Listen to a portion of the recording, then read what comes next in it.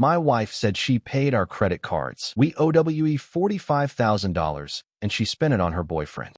Have you ever trusted someone so completely with your financial future that you never bothered to check if they were actually protecting it? What I'm about to share with you is a story that will make you want to check every bank statement, every credit card bill, and every financial account you share with another person. This isn't just about money. This is about how someone can systematically destroy your entire financial life while looking you in the eye every day and lying about protecting your future together. Hit that subscribe button right now, because what you're about to hear will change how you think about financial trust forever. The person you marry becomes your financial partner for life. You share bank accounts, credit cards, mortgages, and dreams of building wealth together. You trust them to make decisions that benefit your shared future, to be honest about spending, and to protect the financial foundation you're building as a team. But what happens when that trust is being used as a weapon against you? What happens when your spouse isn't just hiding purchases or overspending? They're using your joint finances to fund a secret relationship while driving you both into devastating debt. My name is Robert, and until 4 months ago, I believe my wife Karen was a responsible financial partner who took care of our household bills and helped us maintain a stable economic foundation. I thought her meticulous attention to our credit card payments and her insistence on handling our financial paperwork showed how much she cared about our future security. I had no idea that when Karen told me she had paid our credit cards each month, she was actually running up massive debt that now threatens to destroy everything we've worked for. She was spending that money on expensive gifts, trips, and experiences with the man she's been having an affair with for over 2 years. I'm 35 years old, project manager for a software company in Atlanta, Georgia, and I've been married to Karen for 8 years. We don't have children yet, but we'd been saving money and planning to buy a larger house and start a family within the next few years. Karen works as an administrative assistant at a law firm downtown. And together we earned what I thought was enough income to live comfortably while building toward our long-term goals. Karen had always been more organized than me when it came to household finances and paperwork. She enjoyed creating budgets, tracking expenses, and managing our various accounts in ways that I found tedious and time-consuming. Early in our marriage, we naturally fell into a division of labor where Karen handled most of our bill paying, credit card management, and financial record keeping, while I focused on our investment accounts and long-term financial planning. I like knowing that everything is paid on time and organized. Karen would tell me when I offered to help more with day-to-day financial management, "You're great with the big picture stuff like retirement planning and investments, but I prefer handling the monthly bills and credit card payments." I appreciated Karen's willingness to manage the more tedious aspects of our finances, and our system seemed to work well for both of us. Karen would show me monthly summaries of our expenses, and I would review our overall financial health through our investment accounts and savings balances. For most of our marriage, our financial situation seemed stable and predictable. We lived within our means, saved a reasonable amount each month, and gradually increased our net worth through consistent saving and investing. Karen would regularly update me on our progress toward our goals and seemed genuinely excited about our plans to upgrade our housing and start a family. "We're doing really well," Karen would say during our monthly financial check-ins. "Our credit card balances are low, we're saving consistently, and we should be ready to start looking for a bigger house within the next year." I trusted Karen's assessments of our financial health and was proud of how well we seemed to be managing our money as a team. About 2 years ago, Karen started working longer hours and seemed more stressed about her job at the law firm. She explained that her workload had increased significantly and that she was taking on additional responsibilities that required her to stay late and occasionally work weekends. "Partners are giving me more complex projects," Karen told me when I asked about her increased work stress. "It's challenging, but it's also a good opportunity for career advancement and potentially higher income." Karen's longer work hours meant that she was handling even more of our household financial management, since I was often asleep and she got home from her extended workdays. "Don't worry about the bills," Karen would tell me when I offered to help with monthly payments while she was working late. "I have a system that works, and it's easier for me to just handle everything rather than trying to coordinate with you." I appreciated Karen's willingness to take on additional financial responsibility during her busy work period, and I trusted that she was managing our money with the same care and attention she had always shown. The first sign that something might be wrong with our finances came about 6 months ago when I tried to use one of our credit cards, and it was declined for what should have been a routine purchase. I had taken my car to a repair shop for routine maintenance that I expected to cost around $300. $300. When I tried to pay with our joint credit card, payment was declined due to insufficient credit availability. I was confused and embarrassed, since I believed our credit cards had low balances and plenty of available credit for normal expenses. There must be some mistake, I told the repair shop manager. Let me call my wife to see if there's an issue with the account. When I called Karen to ask about the credit card problem, she seemed flustered and took several moments to respond. Oh, that card is probably close to its limit, she said. I've been using it for some larger household expenses this month. Can you use the other card instead? Karen's explanation seemed reasonable, but I was surprised that she hadn't mentioned that one of our cards was near its credit limit. When I tried to use our second joint credit card, it was also declined. Karen, I said when I called her back, both of our cards are being declined. What's going on with our accounts? Karen seemed even more nervous and claimed that there might be some kind of fraud alert or technical problem with our accounts. I'll call the credit card companies this afternoon to figure out what's happening, she said. Can you just pay cash for now, and I'll sort this out? I paid for the car repair with cash from our checking account, but I was concerned about why both of our credit cards were apparently maxed out without my knowledge. The second red flag came when I noticed that our monthly credit card statements had stopped arriving in the mail, even though we had always received paper statements for our records. Karen, I asked one evening, have you noticed that we're not getting credit card statements in the mail anymore? I like to review them to make sure everything looks correct. Karen seemed uncomfortable with my question and took a moment to respond. I switched us to electronic statements, she said. It's more environmentally friendly, and I can access them online whenever I need to review our spending. When I asked Karen to show me the electronic statements so I could review our recent spending, she claimed that she would need to log into the accounts from her work computer where she had saved the passwords. I'll print them out for you tomorrow, she said, but she never followed through with providing the statements. The third red flag came when I decided to check our credit score online and discovered that it had dropped significantly over the past year. I used a free credit monitoring service to check our credit health and was shocked to see that our credit score had fallen from the high 700s to the low 600s, indicating that we had taken on substantial debt or missed payments. The credit report showed that we had high balances on multiple credit cards and that some accounts were showing late payment activity. Karen, I said, showing her the credit report on my laptop. Our credit score has dropped dramatically, and it shows that we have high balances on our cards. What's happening with our finances? Karen looked panicked when she saw the credit report and initially tried to claim that there might be errors or identity theft affecting our accounts. Sometimes those online credit reports aren't accurate, she said. Let me contact the credit card companies to find out if someone has been using our accounts fraudulently. But Karen's reaction seemed more like someone who had been caught than someone who was discovering fraud for the first time. The situation came to a breaking point 3 months ago when I received a phone call at work that changed everything I thought I knew about our financial situation. Mr. Thompson, the caller said, this is Janet Rodriguez from First National Credit Services. We're calling about your severely delinquent account that's now over 90 days past due. We need to discuss immediate payment arrangements to avoid further collection action. I was shocked and confused. I had no knowledge of any severely delinquent accounts or missed payments. I think there might be some mistake, I told the collection agent. My wife handles our credit card payments, and she's told me that all of our accounts are current. The collection agent provided details about our account that made it clear there was no mistake. We owed over $15,000 on that particular card, hadn't made a payment in over 3 months, and were facing potential legal action if the situation wasn't resolved immediately. Mr. Thompson, the agent said, we've been trying to reach you and your wife for months about this delinquent account. The phone number and address on file appear to be current. Are you saying you weren't aware of the missed payments? I realized that Karen must have been intercepting calls from creditors and hiding the severity of our financial problems from me. That evening, I confronted Karen about the collection call and demanded to see all of our credit card statements and account information. Karen, I said, I got a call from a collection agency today about a credit card that's over 90 days past due. They say we owe $15,000 and haven't made payments in months. I need to see all of our account statements right now. Karen broke down crying and admitted that our financial situation was much worse than she had been telling me. Robert, I'm so sorry, she sobbed. I've been struggling to keep up with the payments, and I didn't want to worry you with the details. Karen initially claimed that her reduced income due to changes at her job had made it difficult to maintain our previous payment schedule, and that she had been trying to manage the situation without alarming me. But when I insisted on seeing detailed account statements for all of our credit cards, the true scope of the financial disaster became clear. We owed over $45,000 across multiple credit cards. Our accounts were severely delinquent, with some cards showing no payments for over 6 months. Our credit was destroyed, and we were facing collection actions on several accounts. Karen, I said, staring at the devastating account statements. We owe $45,000 on credit cards. How did this happen? What did you spend all this money on? on. Karen initially tried to claim that the debt had accumulated from normal household expenses and some emergency situations that she hadn't wanted to worry me about. It just built up gradually, she said. Medical bills, car repairs, household improvements. It all added up faster than I expected. But as I reviewed the detailed statements, it became clear that Karen's explanation didn't match the spending patterns shown on our accounts. The credit card statements showed thousands of dollars in charges at expensive restaurants, high-end hotels, jewelry stores, and luxury retail outlets. There were charges for spa treatments, weekend trips, and expensive gifts that were completely inconsistent with our normal lifestyle or any emergency expenses. Karen, I said, pointing to the detailed charges. These aren't household expenses or medical bills. This is money spent on luxury items and expensive entertainment. What is all this spending? Karen's story began to fall apart as I pressed her for explanations about specific charges that clearly had nothing to do with our household or any legitimate emergencies. Finally, Karen admitted the truth that would destroy our marriage and our financial future. Karen had been having an affair with her co-worker Derek for over 2 years. She had been using our joint credit cards to finance their relationship. The expensive restaurant charges were from romantic dinners with Derek. The hotel charges were from weekend getaways they took together. The jewelry and luxury items were gifts that Karen bought for Derek but that they purchased together during their affair. I didn't plan for this to happen, Karen confessed through tears. Derek and I developed feelings for each other, and I started spending money to keep him interested and to make our time together special. Karen had been systematically destroying our financial future to fund a secret relationship while lying to me about paying our bills and managing our debt responsibly. If you're feeling as betrayed and financially devastated as I was when I learned about Karen's affair and the debt she had hidden from me, you need to hit that subscribe button right now, because this story gets even worse when I discovered how long she had been planning to leave me for Derek. What I found out about their future plans and how she had been preparing to abandon our marriage will make you realize that some people are capable of financial betrayal so calculated that it destroys not just your money, but your entire future. Ring that notification bell, because you won't believe how this financial deception affected every aspect of our life together. Over the next several days, Karen revealed additional details about her affair and financial deception that made the situation even more devastating. Karen admitted that she had been deliberately hiding our financial problems from me for over a year, intercepting calls from creditors and redirecting mail to prevent me from discovering the growing debt. I was afraid that if you found out about the debt, you would discover my relationship with Derek, Karen confessed. I kept thinking I could figure out a way to pay it off before you noticed. Karen had been living in a fantasy where she could maintain both her marriage and her affair indefinitely, using our joint finances to support her double life without consequences. Karen also revealed that she and Derek had been planning for her to leave our marriage and move in with him once she figured out how to handle the financial situation. Derek has been pressuring me to leave you, Karen admitted. He wants us to be together openly, and we've been discussing how to make that happen without causing too much financial damage. Karen and Derek had been planning to end our marriage while using our joint credit cards to finance their relationship, showing a level of calculated selfishness that was breathtaking in its cruelty. The most devastating revelation was that Derek was aware that Karen was married and that the money she was spending on their relationship was coming from joint accounts that included my income and credit. Derek knows you exist, Karen said when I asked whether her affair partner understood that he was participating in financial fraud. He knows the money comes from our joint accounts, but he says that if I'm willing to spend it, he's not going to stop me. Derek had been knowingly participating in the financial destruction of my marriage, accepting expensive gifts and experiences that were paid for with debt accumulated in my name. When I demanded to see all communication between Karen and Derek, I discovered text messages and emails that showed they had been explicitly discussing how to maximize their spending on our joint accounts before Karen left our marriage. We should take that trip to Hawaii now, Derek had texted Karen, before you have to deal with the divorce and lose access to the credit cards. Karen had responded, you're right. Let's book it for next month. Robert won't see the statement until after we get back. Karen and Derek had been actively planning to maximize the financial damage to our marriage before ending it, treating our joint credit as their personal entertainment fund with no regard for the consequences of my financial future. The investigation into our finances also revealed that Karen had been forging my signature on credit applications and had opened additional cards in both of our names without my knowledge or consent. I needed more available credit to maintain our lifestyle, Karen explained when confronted with evidence of the forged applications. I knew you would say no if I asked, so I just handled it myself. Karen had been committing identity fraud by using my personal information to secure additional credit that she then used to fund her affair, putting me at legal risk for debt that I never authorized. I immediately contacted all of our creditors to report Karen's unauthorized use of our accounts and began the process of disputing charges charges that were clearly related to her affair rather than legitimate household expenses. I also consulted with a lawyer who specialized in financial fraud and divorce to understand my legal options for addressing Karen's deception and protecting my financial interests. What your wife did constitutes financial abuse and fraud, the lawyer explained. You may be able to avoid responsibility for some of the debt, but it will require extensive documentation and legal action. The lawyer warned me that even if I could prove that Karen had used our joint credit fraudulently, the process of disputing the charges and rebuilding my financial reputation could take years. I filed for divorce immediately and demanded that Karen move out of our house while we worked through the legal and financial consequences of her deception. Karen initially tried to claim that she deserved half of our marital assets despite having destroyed our financial stability with her affair and fraud. I contributed to our household for 8 years, Karen argued during our initial divorce discussions. The debt problems don't change the fact that I'm entitled to half of what we built together. But Karen's position was undermined by the evidence that she had systematically defrauded our marriage and used our joint resources to fund an affair that had lasted for years. The divorce proceedings took over 6 months and required extensive forensic accounting to determine which debts were legitimate marital obligations and which were the result of Karen's fraudulent spending. The forensic accountant was able to identify approximately $32,000 of the total $45,000 debt that was directly related to Karen's affair, including charges for hotels, restaurants, gifts, and travel that clearly benefited her relationship with Derek rather than our household. The spending patterns show a clear distinction between normal household expenses and affair-related charges, forensic accountant reported. The majority of the debt was accumulated for personal expenses that provided no benefit to the marriage. I was ultimately able to avoid responsibility for most of the affair-related debt, but the legal fees and damage to my credit score still cost me thousands of dollars and significant stress. Karen was ordered to take responsibility for the fraudulent debt and to pay my legal fees related to the financial investigation. Karen's relationship with Derek did not survive the consequences of their affair being exposed and the financial pressure of the debt they had accumulated together. Derek lost interest when he realized I wouldn't have access to joint credit cards anymore, Karen admitted during our divorce proceedings. He said he couldn't afford to maintain our lifestyle on his own income. Derek had been attracted to the lifestyle that Karen could provide using our joint finances rather than to Karen herself, and he abandoned the relationship once she could no longer fund their expensive entertainment and gifts. Karen ended up losing both our marriage and her affair, while also taking on devastating debt that will affect her financial future for years to come. 6 months later, I've begun rebuilding my financial life and my credit score, though the damage Karen caused will take several more years to fully repair. I've learned valuable lessons about the importance of maintaining awareness of all joint financial accounts and the danger of allowing one person to have complete control over household finances. I now review all credit card statements personally, maintain access to all joint accounts, and require transparency about any significant spending decisions. I've also learned to recognize the warning signs of financial deception, including unexplained changes in spending patterns, reluctance to discuss financial details, and attempts to prevent access to account information. Karen's betrayal taught me that financial abuse can be just as devastating as other forms of betrayal, and that people are capable of using shared resources to fund secret lives that destroy their families. Sometimes people ask me if I blame myself for not paying closer attention to our finances and allowing Karen to have so much control over our accounts. While I could have been more vigilant about monitoring our joint finances, Karen is ultimately responsible for choosing to commit fraud and use our shared resources to fund an affair. Karen made deliberate decisions to forge my signature, hide debt, and lie about our financial situation while using our joint credit to finance a relationship that she knew would destroy our marriage. The level of planning and deception required to maintain Karen's financial fraud for over a year shows that this wasn't a mistake or momentary lapse in judgment. It was systematic theft and betrayal. I trusted Karen to manage our finances responsibly because that's what marriage requires. Trust that your partner will protect your shared interests rather than exploit them. Karen's betrayal destroyed not only our marriage, but also my financial security and credit reputation, effects that will impact my life for years to come. However, discovering Karen's deception allowed me to take action to protect myself legally and financially before the damage became even worse. I'm now in a relationship with someone who values financial transparency and honesty, and who understands that marriage requires protecting your partner's interests as well as your own. Karen's financial betrayal taught me that shared finances require shared responsibility and transparency, and that giving one person complete control over household money creates opportunities for abuse and deception. I now understand the difference between trusting your partner and creating situations where that trust can be exploited without detection. The $45,000 debt that Karen accumulated was devastating, but it was also evidence of her true priorities and character. Information that ultimately saved me from wasting more years in a marriage with someone who was willing to destroy our future for her own immediate gratification. Building a new financial life based on honesty and transparency has been challenging, but it's infinitely better than living with someone who was systematically stealing from our shared future while lying about protecting it.